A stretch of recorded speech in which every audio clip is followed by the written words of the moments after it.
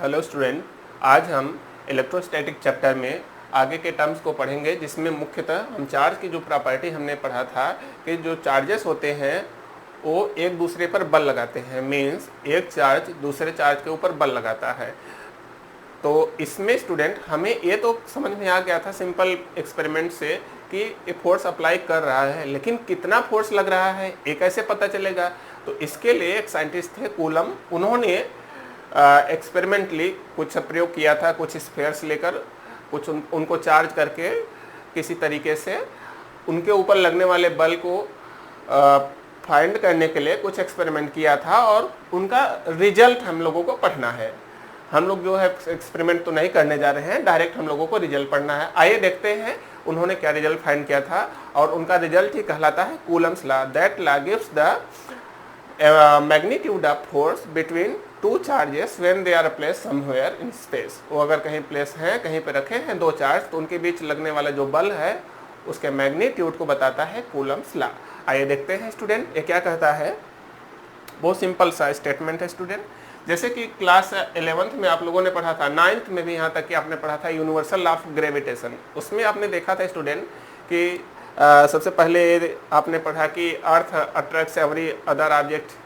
तो उसमें आपने देखा कि ब्रह्मांड में हर एक द्रव्यमान दूसरे द्रव्यमान पर बल लगाता है, लेकिन कितना लगाता है तो उसको ज्ञात करने के लिए आपने वहाँ पढ़ा था न्यूटन का सार्वत्रिक गुरुत्वाकर्षण का नियम, universal law of gravitation given by Newton. तो यहाँ भी वैसे ही स्टूडेंट हमने देखा कि चार्ज एक दूसरे पे बल लगाते हैं, लेकिन कितना बल लगाते हैं इसको बताया, किसने बताया? कूलम्स ने। और उसी लॉ को, उसी फोर्स के बताने के लिए उन्होंने जो एक्सप्रेशन दिया वही कहलाता है कूलम्स लॉ। आइए देखते हैं क्या कहता है। सपोज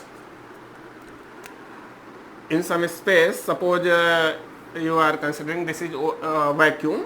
मान लीजिए यहाँ पे दो charges Q1 and Q2 placed हैं, रखे हैं means, and let the distance between them is r, small r। इस तरह से कंडीशन है। मान लीजिए स्पेस में दो चार्जेस Q1 एंड Q2 रखे हैं और उनके बीच की डिस्टेंस है r। यहाँ पे स्टूडेंट ध्यान दीजिए कि जो चार्जेस हमने लिया है Q1 and Q2 they are point charges.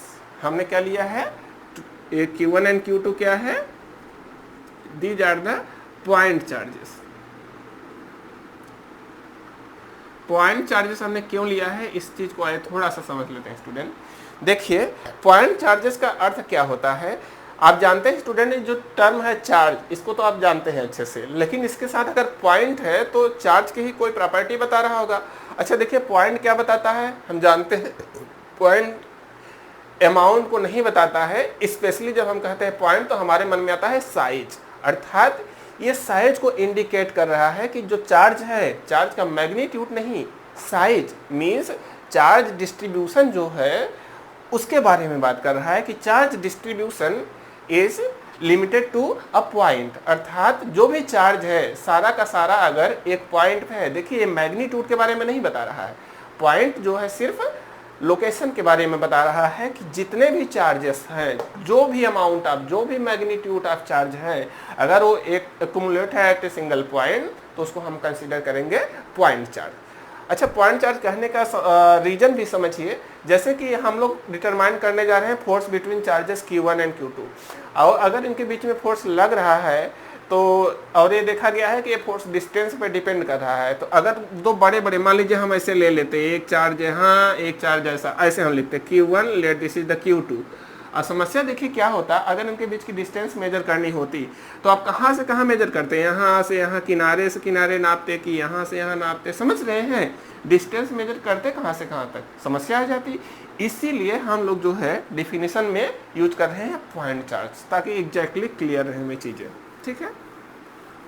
तो कूलम ने बताया कि if two point charges, suppose they are Q1 and Q2 here, are placed somewhere in space such that the distance between them is r, in this case it is found that, उन्होंने ये देखा कि जो उनके बीच में force लग रहा है, देखिए फोर्स का अगर नेचर की बात करें तो हमने देखा कि ग्रेविटेशनल से ये थोड़ा सा अलग होता है, क्योंकि ग्रेविटेशनल फोर्स स्टूडेंट हमने देखा था हमेशा अट्रैक्टिव इन नेचर होता है, और ग्रेविटेशन में जिनके बीच फोर्स लगता है वो होता है मास, एंटिटी होती है मास, और मास m1 रहे चाहे m2 रहे, सब एक ही तरह के होते हैं। चार्ज के जैसा नहीं, चार्ज में पोलैरिटी होती है, मीन्स चार्ज दो तरह के होते हैं, पॉजिटिव और नेगेटिव, लेकिन मास तो हमें सिर्फ एक ही तरह का होता है। इसीलिए वहाँ नेचर ऑफ फोर्स भी एक ही था, जो था अट्रैक्टिव। लेकिन चार्ज के केस में स्टूडेंट, जो हमने देखा कि चार्ज का नेचर पॉजिटिव और नेगेटिव दो तरह का होता है, तो कई कॉम्बिनेशन हो सकते हैं। हो सकता है सेम काइंड के चार्ज हो सकता है अपोजिट नेचर के चार्ज रखे हो।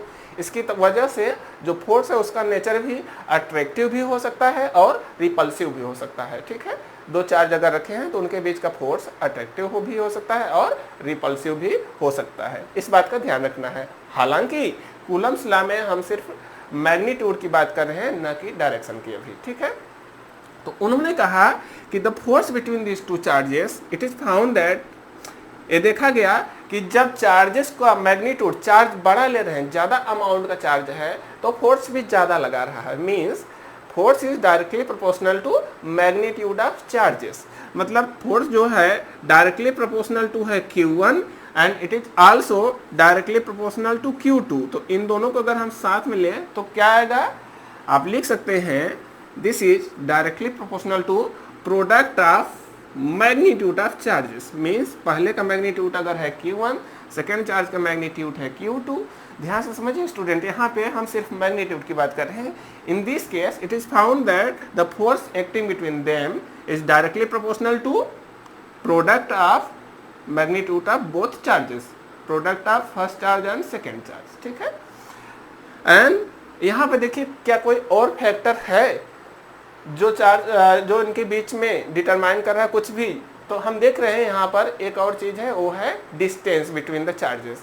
और ये देखा गया है स्टूडेंट कि जनरली इस तरह के जो फोर्सेस है, जैसे ग्रेविटेशनल फोर्स है, जो ज़्यादातर लॉन्ग रेंज फोर्सेस होते हैं, ये देखा गया है इनवर्स स्क्वायर लॉ को फॉलो करते हैं। इनवर्स स्क्वायर लॉ का अर्थ ये है कि ये जो फोर्स है डिस्टेंस पर भी डिपेंड करता है। और किस तरह से, ये इनके बीच की डिस्टेंस के स्क्वायर के इनवर्सली प्रोपोर्शनल होता है।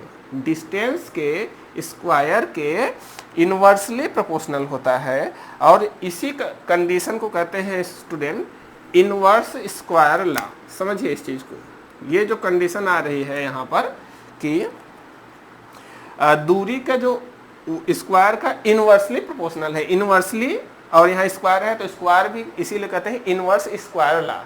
Means this force follows the inverse square law आप कह सकते हैं, ऐसे जैसे कि आपने ग्रेविटेशनल में पढ़ा था।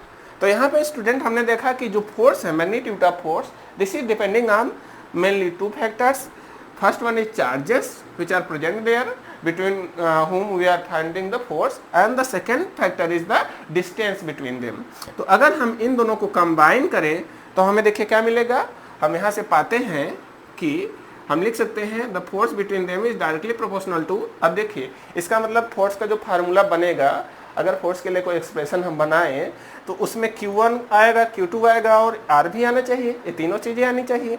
और ये देख रहे हैं डायरेक्टली है तो न्यूमरेटर में आना चाहिए, इनवर्सली है तो डिनोमिनेटर में आना चाहिए। Means we directly can write it will be directly proportional to Q1 into Q2 divided by R square.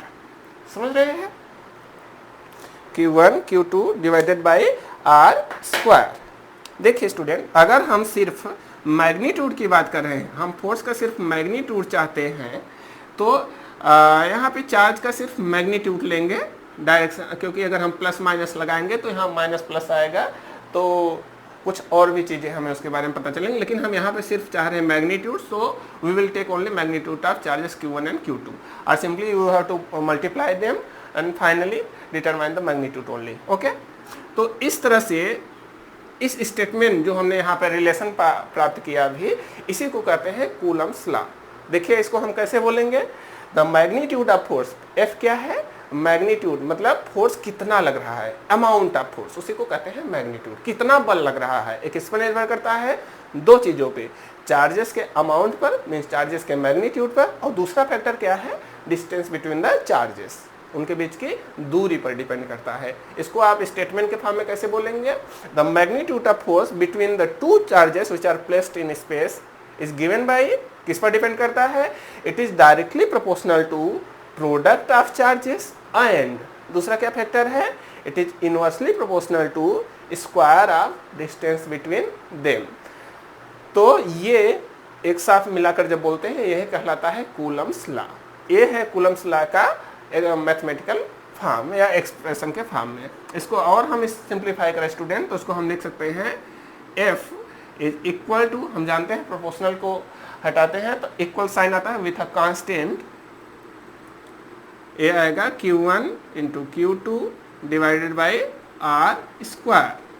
ठीक है, यहाँ पर देखा गया स्टूडेंट जो कांस्टेंट K आ रहा है डायरेक्शन कांस्टेंट ऑफ प्रोपोर्शनलिटी, इसकी वैल्यू अप्रॉक्सीमेटली होती है 9 इंटू 10⁹ फॉर वैक्यूम। अगर वैक्यूम में चार्जेस रखे गए हैं तो इसकी वैल्यू अप्रॉक्सीमेटली आती है 9 इंटू 10⁹, और इसको एक और कांस्टेंट के रेस्पेक्ट में लिखा जाता है, ये ऐसे भी लिखा जाता है, it can be written also as 1/4 pi epsilon naught. जो K है इसकी वैल्यू देखा गया है इसके बराबर आती है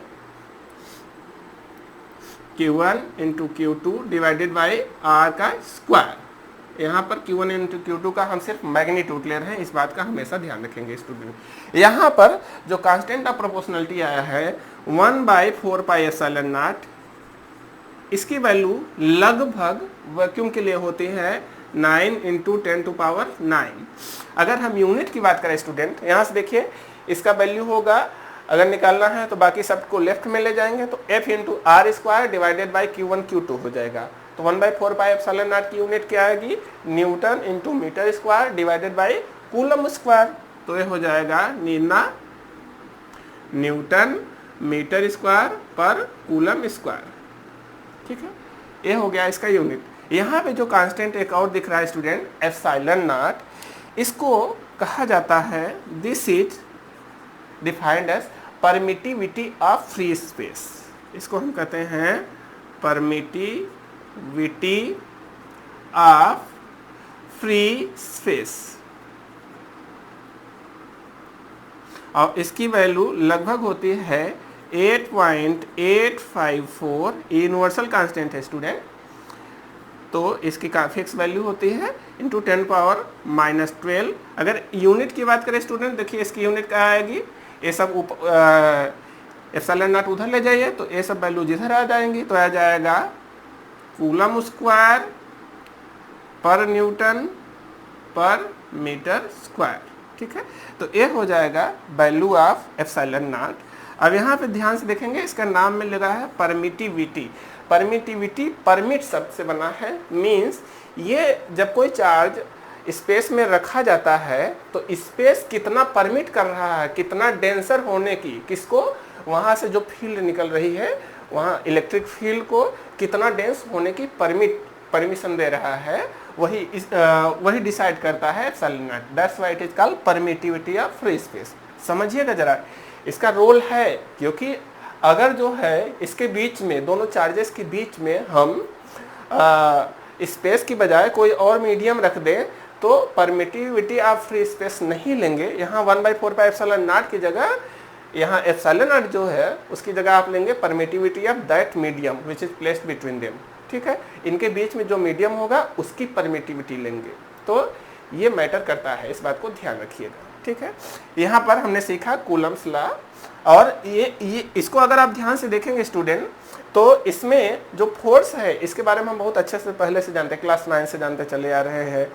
आर जो है डिस्टेंस है, इसके बारे में भी जान रहे हैं। तो हम चाहे इसकी हेल्प से चार्ज के जो यूनिट है उसको डिफाइन कर सकते हैं। यहाँ से स्टूडेंट आप ध्यान से देखें तो आप पाते हैं, इसको थोड़ा सा इधर वाला पोर्शन मिटा दे रहे हैं स्टूडेंट।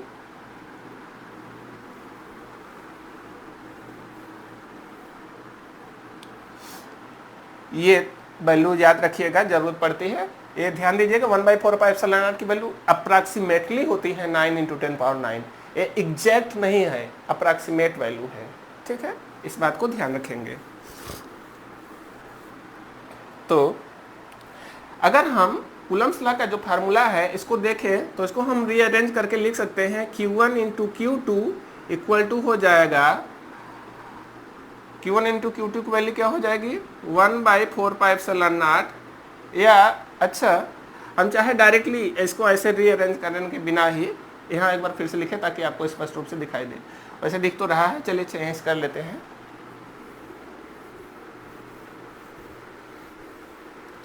स्टूडेंट यहाँ से अगर देखिए Q1 और Q2 जो है ये है चार्ज 1 और ये है चार्ज 2, फर्स्ट चार्ज और सेकेंड चार्ज। इसका यूनिट होता है कूलम। तो हम चाहे तो इस फार्मूले की हेल्प से 1 कूलम को डिफाइन कर सकते हैं, क्योंकि हम जानते हैं, देखिए स्टूडेंट, अगर इसको 1 ले, Q1 को 1 ले, Q2 को 1 लो, R को 1 ले, तो F की वैल्यू क्या हो जाएगी 1/4 पाई एप्सिलॉन नॉट।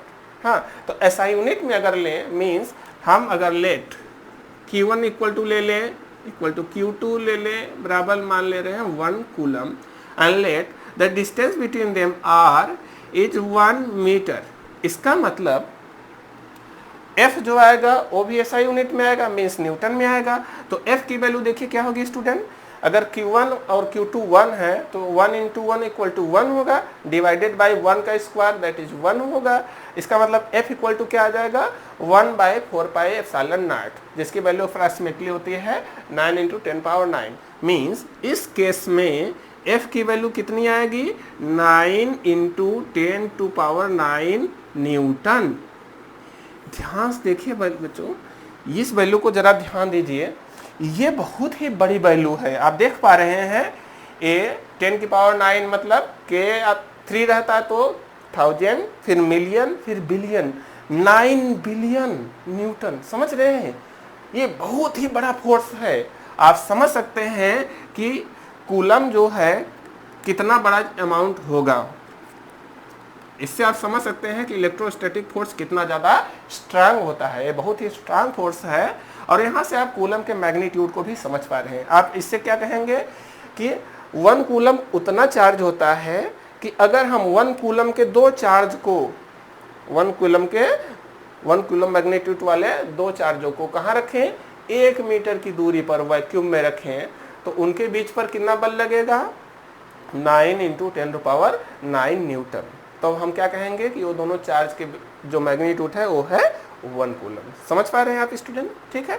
देखिए इससे आप एक चीज और समझ पाए कि जो 1 कूलम है ये बहुत ही बड़ी यूनिट है चार्ज की। इसीलिए प्रैक्टिकली हम अगर देखें तो हम डेली लाइफ में कूलम यूनिट की बजाय मिली कूलम या माइक्रो कूलम इन सब का यूज करते हैं। मिली मीन्स 10⁻³ माइक्रो मीन्स 10⁻⁻⁶, ठीक है। तो हम इनका यूज करते हैं डेली लाइफ में, क्योंकि 1 कूलम जो है बहुत ही बड़ा अमाउंट ऑफ चार्ज है, ठीक है। चलिए अच्छे स्टूडेंट आगे चलते हैं।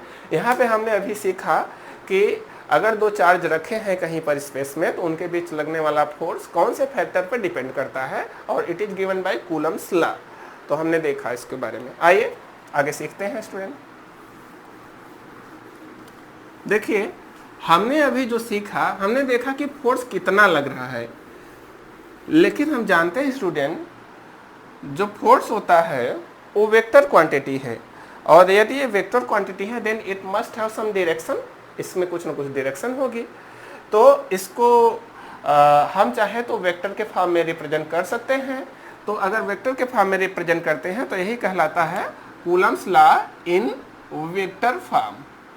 हालांकि शायद अभी ये सिलेबस से निकाल दिया गया है, लेकिन चीज़ों को आप जानते रहिए, क्योंकि आप पढ़ाई सिर्फ इंटर करने के लिए, इंटरमीडिएट पूरा करने के लिए नहीं कर रहे हैं, बल्कि आपको कॉम्पिटिटिव एग्जाम देना है और उसके लिए आपको हर तरह की नॉलेज होनी चाहिए, ठीक है। आइए देख लेते हैं स्टूडेंट, समझिए इसमें क्या क्या केस बनते हैं।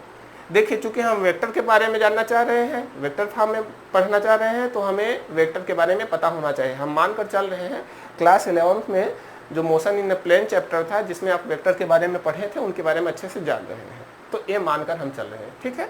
आइए देखते हैं स्टूडेंट।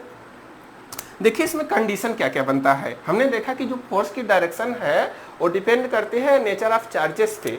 हमने देखा कि अगर 2 चार्जेस सेम काइंड के हो, सेम काइंड के मतलब दोनों पॉजिटिव है, अगर दोनों पॉजिटिव हो तो क्या होगा, it is found that they will repel. ऐसे ही अगर 2 चार्ज हम निगेटिव ले रहे हैं तो क्या हो रहा है, दोनों रिपेल कर रहे हैं। लेकिन अगर हम एक पॉजिटिव चार्ज ले रहे हैं और एक नेगेटिव चार्ज ले रहे हैं तो क्या हो रहा था, दोनों अट्रैक्ट कर रहे थे। समझिए इस चीज को, अगर सेम काइंड के चार्जेस है, दोनों पॉजिटिव है, तो ये दोनों एक दूसरे को रिपेल कर रहे हैं।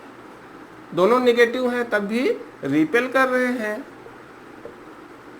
लेकिन अगर एक पॉजिटिव है और दूसरा नेगेटिव है तो इस केस में नेचर ऑफ फोर्स क्या हो रहा है, अट्रैक्टिव इन नेचर। इसको हम देखिए चाहे तो इस प्रकार से समझ सकते हैं कि देखिए अगर एक पॉजिटिव है, हम जान रहे हैं कूलम्स लॉ में इसको एडजस्ट करना है। कूलम्स लॉ में हमने पढ़ा था F equal to K Q1 into Q2 divided by R square. इसका अर्थ है यहाँ पे Q1 इंटू Q2 आ रहा है, इसको जरा ध्यान से समझ मन में बैठा रहेगा। अगर Q1 इंटू Q2 आ रहा है तो यहाँ देखिए स्टूडेंट Q1 इंटू Q2 का साइन क्या आ रहा है, इसको जरा चेक कर लेते हैं। अगर हम देखें दोनों यदि पॉजिटिव है, यदि दोनों चार्ज पॉजिटिव हैं, इस केस में Q1 इंटू Q2 का जो मान होगा प्लस इंटू प्लस, तो प्लस आएगा, means it's value will be greater than 0। और यहाँ पे फोर्स है रिपल्सिव। मन में बैठाइएगा कि जब दोनों का प्रोडक्ट 0 से बड़ा है तो फोर्स रिपल्सिव है। यहाँ पे देखिए, यहाँ पे Q1 इंटू Q2 का वैल्यू क्या हो रहा है, Q1 इंटू Q2 का वैल्यू माइनस इंटू माइनस, फिर से आएगा plus, means it's value again will be greater than 0। तो इसको भी हम लिखेंगे ग्रेटर देन 0। और यहाँ भी देख रहे हैं नेचर ऑफ फोर्स कैसा है, रिपल्सिव।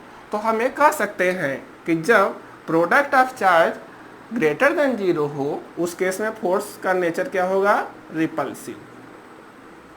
ऐसे ही यदि हम यहाँ पर क्या कह सकते हैं, if the product Q1 and Q2 is less than 0, देखिए यहाँ पर एक वैल्यू है प्लस, दूसरा है माइनस, तो मल्टीप्लाई करेंगे आएगा माइनस, मीन्स नेगेटिव आएगा वैल्यू, और माइनस वैल्यू लेस देन 0 होता है, मीन्स Q1 इंटू Q2 जो आएगा वो लेस देन 0 होगा। और इस केस में फोर्स का नेचर क्या आ रहा है, अट्रैक्टिव।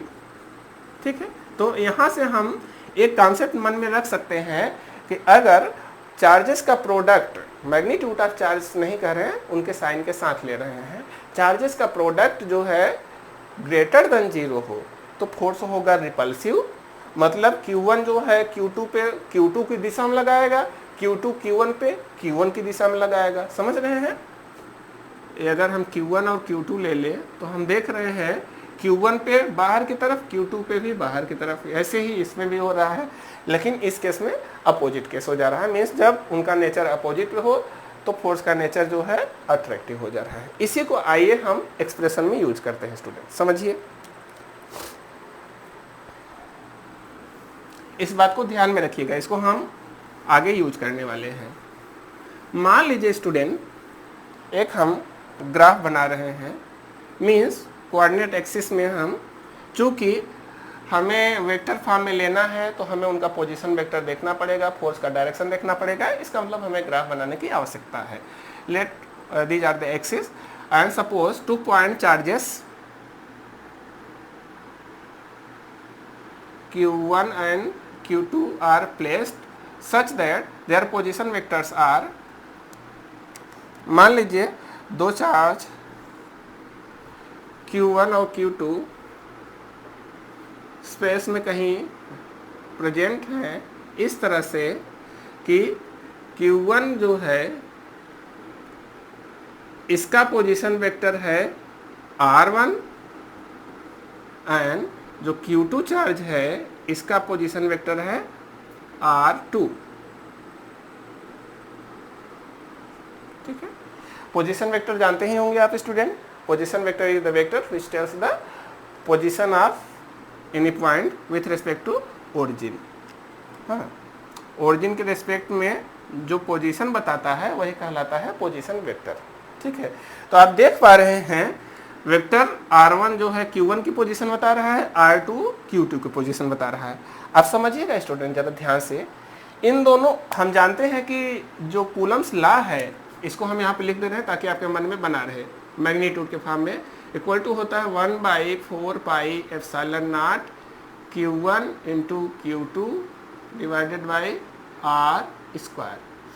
अब Q1 Q2 R, इन्हीं पे आपका मेन फोकस है, तो इसको जरा देखिए। R क्या होता है, डिस्टेंस बिटवीन द चार्जेस। और यहाँ पे वेक्टर के फॉर्म में लिख रहे हैं तो वेक्टर देखेंगे, यहाँ पे वेक्टर है Q1 से Q2 वाला जो वेक्टर है वो बीच वाला यही है। Q1 से Q2 करेंगे तो टूवर्ड्स Q2 रहेगा, Q2 से Q1 करेंगे तो टूवर्ड्स Q1 रहेगा इसका डायरेक्शन। ठीक है, अब आइए जरा हम एक एक पे फोर्स निकाल के चेक करते हैं। ठीक है, मान लीजिए हम फाइंड आउट कर रहे हैं force on Q2। Suppose we are going to find out force on Q2। तो हम इसको कैसे लिखेंगे, फोर्स ऑन 2, इसको चाहे तो हम ऐसे लिख सकते हैं। और एक फोर्स लगा कौन रहा है, चार्ज 1 लगा रहा है, तो हम इसको F21 से चाहे तो रिप्रेजेंट कर सकते हैं। सिंस अब हम वेक्टर फॉर्म में लिखना चाह रहे हैं तो इसके ऊपर एरो रहेगा, तो फोर्स ऑन 2 बाई 1 ये हम देखना चाह रहे हैं, ठीक है। अच्छा देखिए ध्यान से, अगर 2 पे 1 फोर्स लगा रहा है तो पहले तो हमें देखना पड़ेगा कि इसकी डायरेक्शन क्या है। मैग्नीट्यूड तो हम जाने गए कितना है, डायरेक्शन ही हम बात यहाँ पे सीखने आए हैं। तो डायरेक्शन के लिए पहले हमें क्या पता होना चाहिए, नेचर ऑफ चार्ज कैसा है। नेचर ऑफ चार्ज जो है वो दोनों सेम काइंड के हैं कि अपोजिट नेचर के हैं। अगर सेम काइंड के रहेंगे तो रिपल्सिव फोर्स रहेगा, और अपोजिट काइंड के रहेंगे तो फोर्स अट्रैक्टिव होगा। मान लीजिए कंडीशन हम ले रहे हैं Q1 इंटू Q2 जो है ग्रेटर देन है 0। ग्रेटर देन 0 का मतलब क्या है, हमने जो अभी थोड़ी देर पहले जो केस लिया था उसको ध्यान दीजिए। ग्रेटर देन 0 क्या था, जब दोनों चार्ज सेम काइंड के थे, मतलब दोनों या तो प्लस हो या तो दोनों ही माइनस हो, नेगेटिव चार्ज। तो उस केस में उनका प्रोडक्ट आएगा 0 और उनका नेचर ऑफ फोर्स कैसा होगा, रिपल्सिव होगा, एक दूसरे को ढकेलेंगे। तो इस केस में फोर्स ऑन 2 की डायरेक्शन क्या होगी स्टूडेंट, आप देख पा रहे हैं इसकी डायरेक्शन इधर होगी, इधर ढकेलेगा। फोर्स ऑन 2 बाई 1 इधर होगा, और इधर कौन सा फोर्स होगा, इधर जो फोर्स लगेगा एक Q1 पे फोर्स लगेगा, इधर होगा फोर्स ऑन 1 बाई 2, और इधर होगा फोर्स ऑन 2 बाई 1। और ये दोनों फोर्स जो होंगे मैग्नीट्यूड में इक्वल है। इक्वल क्यों होंगे, आप Newton third law of motion पढ़े ही होंगे। अगर दो ऑब्जेक्ट एक दूसरे पे फोर्स लगाते हैं तो इक्वल लगाते हैं, उनकी डायरेक्शन अपोजिट होती है, ठीक है। तो हम देख रहे हैं ये फोर्स F12 और F21 ये दोनों एक दूसरे के अपोजिट है, ठीक है। आइए अच्छा हम इसके बारे में और आगे देखते हैं। अगर हम इसके मैग्नीट्यूड की सिर्फ बात करें स्टूडेंट, तो आप फिर से क्या लिखेंगे, it will be equal to 1/4 pi epsilon naught into amount of Q1 into amount of Q2। Magnitude हम लिख दे रहे हैं Q1 into Q2 divided by इनके बीच की डिस्टेंस का स्क्वायर। मतलब इनके बीच की डिस्टेंस हम मान लीजिए सिर्फ लिख रहे हैं R12 या सिर्फ R लिख रहे हैं, हाँ, R का स्क्वायर, जहाँ की R क्या है, अब ये इनके बीच की दूरी है। इनके बीच की जो दूरी है स्टूडेंट, इसको हम चाहें तो वेक्टर के फॉर्म में रिप्रेजेंट कर सकते हैं। कैसे, हम देखिए अगर 1 से 2 की तरफ जाना, जैसे हम फोर्स ऑन 2 बाई 1 निकाल रहे हैं जब, तो उस केस में फोर्स की डायरेक्शन किधर है, towards Q2 from Q1, Q1 से Q2 की ओर। तो यहाँ पर जो वेक्टर मिल रहा है, ये वाला वेक्टर मिल रहा है, मीन्स इस वेक्टर को हम चाहे तो कह सकते हैं position vector, position of vector 2 with respect to 1। तो इसको हम चाहे तो R21 से रिप्रेजेंट कर सकते हैं। अगर अपोजिट दिखाना होगा तो R12 से रिप्रेजेंट कर सकते हैं। हालांकि R12 और R21 इन दोनों का मैग्नीट्यूड इक्वल है, तो हम कह सकते हैं R21 वेक्टर R21 इसका मैग्नीट्यूड बराबर है वेक्टर R12, और इसी को हमने कितना रिप्रेजेंट किया है, R से, ठीक है। R12 हो या R2 हो, इसकी जो लंबाई है उसको हमने रिप्रेजेंट किया है R से, तो इसका मैग्नीट्यूड हो जाएगा इंटू R का स्क्वायर। समझ रहे हैं कितना आसान है। अब देखिए स्टूडेंट, यहाँ तक हमने जो लिखा है ये सारा का सारा सिर्फ मैग्नीट्यूड है, अभी इसमें डायरेक्शन नहीं दिख रहा है। अब अगर हमें डायरेक्शन को रिप्रेजेंट करना है तो हम क्या करेंगे, हमें यहाँ पर देखिए लेना पड़ेगा ये वाली डायरेक्शन, क्योंकि ये अगर दोनों सेम काइंड के चार्ज जैसा Q1 Q2 जो है सेम नेचर के हैं तो रिपल्सिव फोर्स है। अब Q2 पर फोर्स Q2 के बाहर की ओर लगेगा, अर्थात R21 की डायरेक्शन में लगेगा। लेकिन अगर देखिए स्टूडेंट, हम डायरेक्ट यहाँ लिख दे R21 डायरेक्शन दिखाने के लिए कि फोर्स 21 की जो डायरेक्शन होगी, ये दिखाने के लिए कि फोर्स की जो डायरेक्शन होगी ये R21 के अलॉन्ग होगी, हम डायरेक्ट ऐसे मान लीजिए एरो लगा दिए। अब देखिए समस्या क्या है, यहाँ पे समस्या ये आ रहा है स्टूडेंट कि अगर डायरेक्ट हम R21 से एक बार और मल्टीप्लाई किए तो इसमें तो मैग्नीट्यूड है, तो इसका जो वैल्यू है उतना फिर से मल्टीप्लाई हो जाएगा, तो फोर्स का मैग्नीट्यूड चेंज हो जाएगा। लेकिन हम जानते हैं मैग्नीट्यूड तो चेंज करना नहीं है, मैग्नीट्यूड तो इसी से मिल रहा है फोर्स का, हमें सिर्फ क्या चाहिए, डायरेक्शन। अर्थात इस डायरेक्शन में हमें यूनिट वेक्टर चाहिए। क्यों, क्योंकि यूनिट से अगर मल्टीप्लाई करेंगे किसी नंबर में तो वैल्यू उतना ही रह जाता है। इसका मतलब R21 की डायरेक्शन में आपको क्या चाहिए, यूनिट वेक्टर। इसका मतलब जिसको हम कैप से रिप्रेजेंट करते हैं। तो हम इस तरह से एक्सप्रेशन पाएंगे।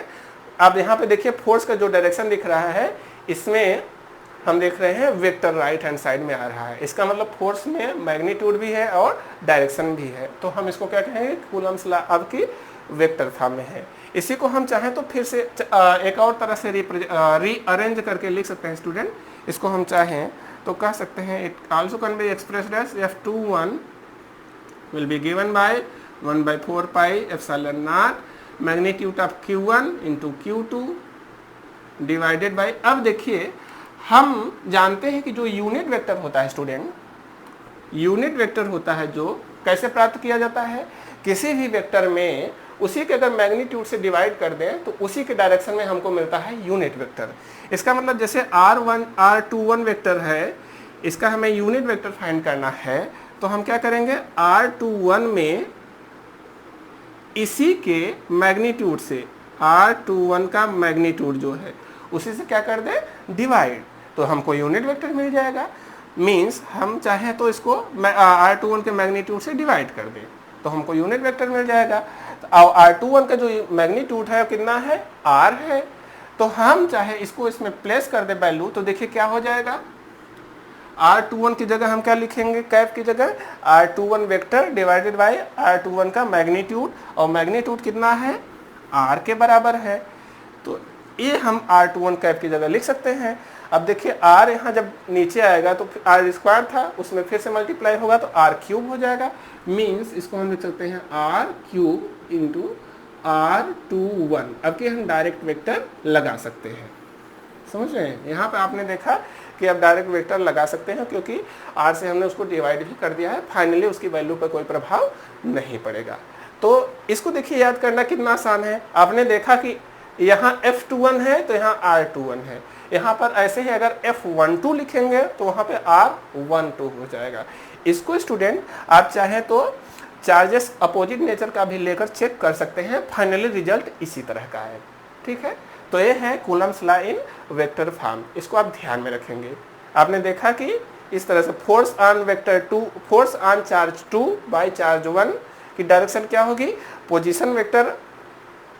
ध्यान से देखिए, ये मैग्नीट्यूड में यहाँ पे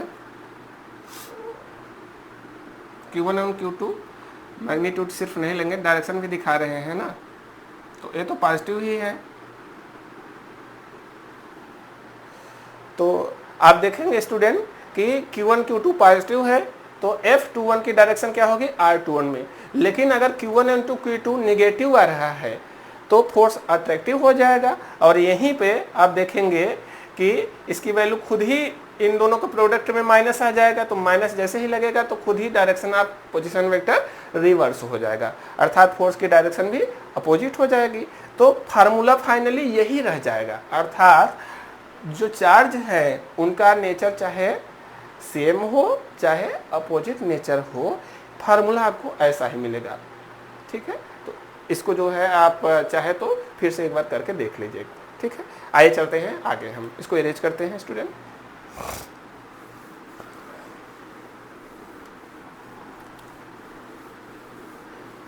यहाँ पर स्टूडेंट हमने अभी पढ़ा कि जब स्पेस में सिर्फ दो चार्ज रखे हों तो उनके बीच फोर्स कैसा लगेगा, मैग्नीट्यूड उसका क्या होगा। लेकिन क्या होगा अगर मान लीजिए दो, क्योंकि जनरली आप देखेंगे ना सिर्फ दो संभव नहीं है, अधिकतम केस में, अधिकांश हम नेचर में जब भी देखेंगे तो बहुत सारी चीज़ें प्रेजेंट रहती है, अर्थात चार्ज आप देखेंगे बहुत सारे, अधिकांश केस ऐसे मिलेंगे जहाँ ढेर सारे चार्ज हो, अर्थात मल्टीपल चार्ज प्रेजेंट हो। तो मल्टीपल चार्ज प्रेजेंट होंगे तो फिर से वो सभी एक दूसरे पे फोर्स लगाएंगे, क्योंकि जो चार्ज होता है ये इनफाइनाइट रेंज का, इनके बीच का जो फोर्स है इलेक्ट्रोस्टैटिक फोर्स जो होता है स्टूडेंट, ये इनफाइनाइट रेंज का फोर्स है। तो चार्ज कहीं भी अगर कोई भी डिस्ट्रीब्यूशन है, कितना भी दूरी पर हो, वो सभी एक दूसरे पर फोर्स लगाएंगे। तो उसको कैसे फाइंड करेंगे, आइए चर्चा कर लेते हैं। इसको आप कह सकते हैं topic force between multiple charges.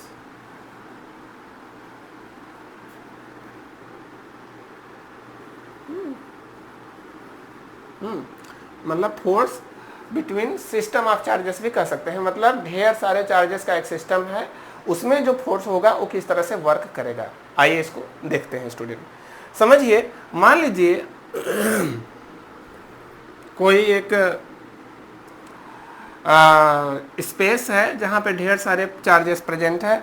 Late charges are, मान लीजिए 4-5 हम बना रहे हैं।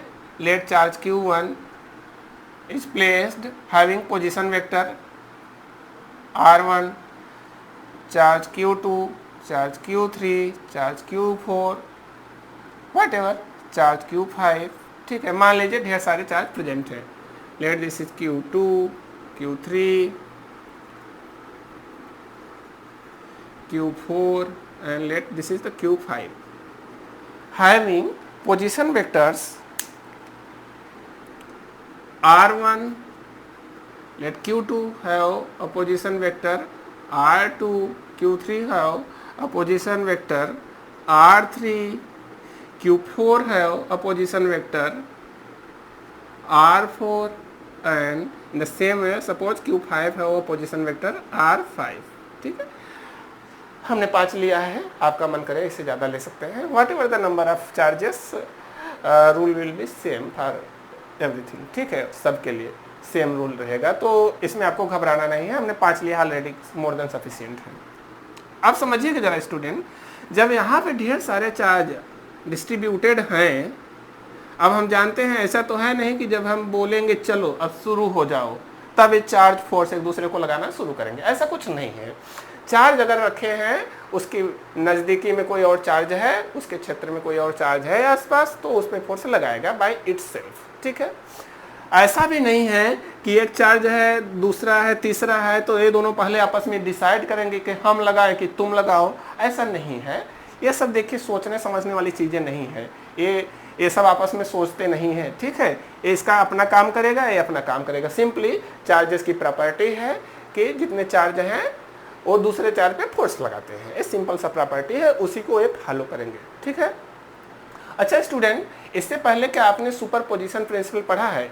हमने कल भी एक बार चर्चा किया था जब हम पढ़ रहे थे एडिटिविटी ऑफ चार्ज। वहाँ पे हमने सीखा था कि जब एक ही तरह की चीज़ें एक ही जगह एक साथ अप्लाई होती हैं तो ऐड होती हैं जनरली।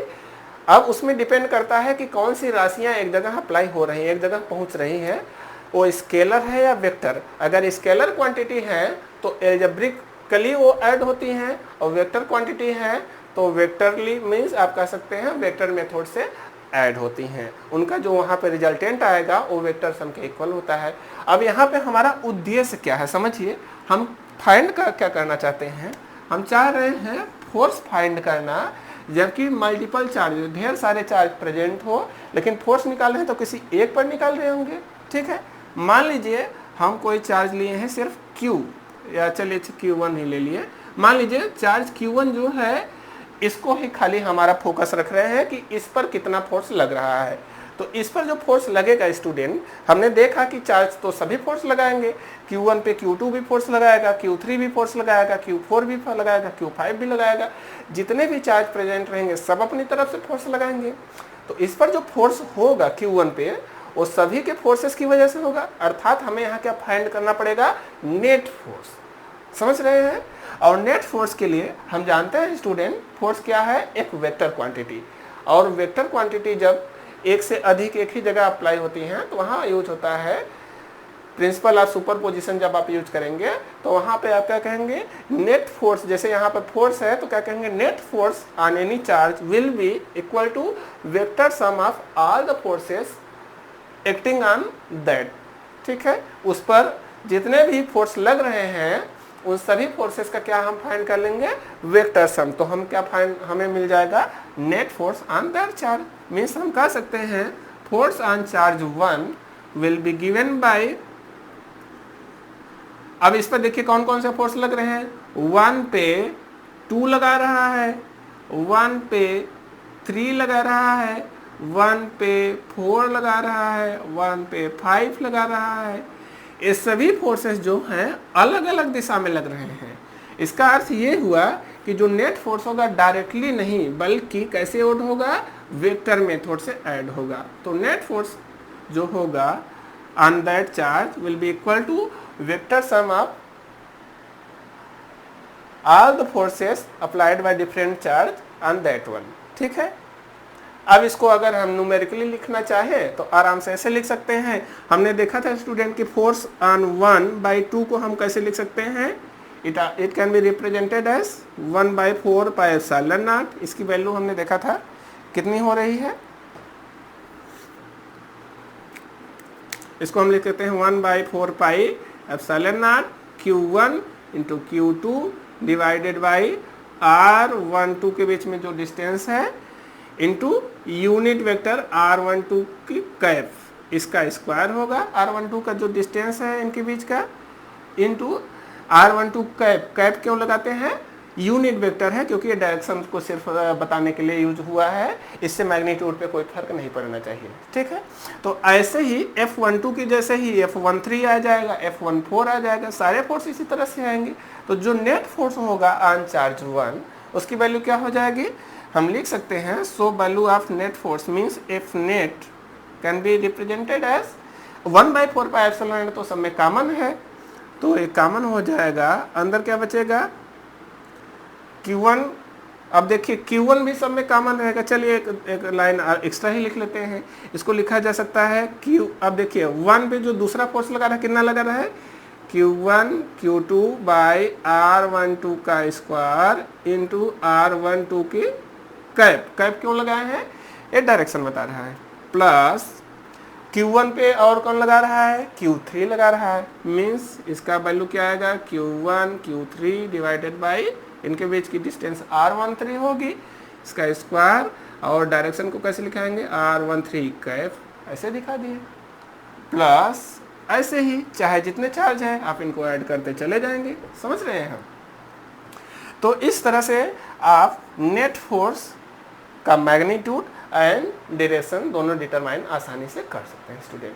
सिंपली हम ये कह सकते हैं कि चूंकि देखिए मेन इसका इस चैप्टर से, इस टॉपिक से इसका बहुत ज़्यादा मतलब चार्ज से बहुत ज़्यादा इसका लेन देन ही नहीं इस टॉपिक का। क्यों, क्योंकि हम देख रहे हैं कि एक वस्तु है उस पर ढेर सारे बल लग रहे हैं। जैसे सिंपली हम एक केस समझिए ले रहे हैं, मान लीजिए जैसे क्लास 11 का है तो टॉपिक हो गया ना कि एक वस्तु रखी है, इस पर इधर से 5 न्यूटन फोर्स लग रहा है, इधर से 6 न्यूटन, मान लीजिए 6 न्यूटन लग रहा है, इधर से 2 न्यूटन लग रहा है, ढेर सारे फोर्स लग रहे हैं। तो नेट फोर्स कैसे फाइंड करते हैं, आप निकालते हैं इनका वेक्टर सम।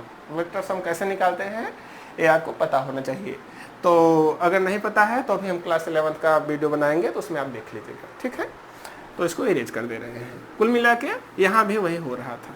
ठीक है, तो हमने क्या क्या सीखा स्टूडेंट, अभी हमने देखा है कि अगर दो चार्ज हो तो उनके बीच में फोर्स कैसे लगेगा, कितना लगेगा, और डायरेक्शन किधर लगेगा ये भी हमने चेक किया। फिर हमने देखा कि यदि 2 से अधिक चार्जेस हो तो फोर्स जो लगेगा वो किस तरह से होगा। हमने देखा कि जो चार्जेस है वो दूसरे से प्रभावित हुए बिना, दूसरे से उनसे कोई मतलब नहीं है, वो अपनी तरफ से जितना लगाना है फोर्स वो लगाएंगे ही। ठीक है, तो ये हमने सीखा। ठीक है, आइए स्टूडेंट आगे का टॉपिक हम देखते हैं। हमारा नेक्स्ट टॉपिक है इलेक्ट्रिक फील्ड। तो अभी अप्रॉक्स 43 मिनट का क्लास हो गया स्टूडेंट, तो आइए अच्छा इसको हम नेक्स्ट वीडियो में समाहित करते हैं। तो मिलते हैं हम आपसे नेक्स्ट वीडियो में। आज के लिए धन्यवाद।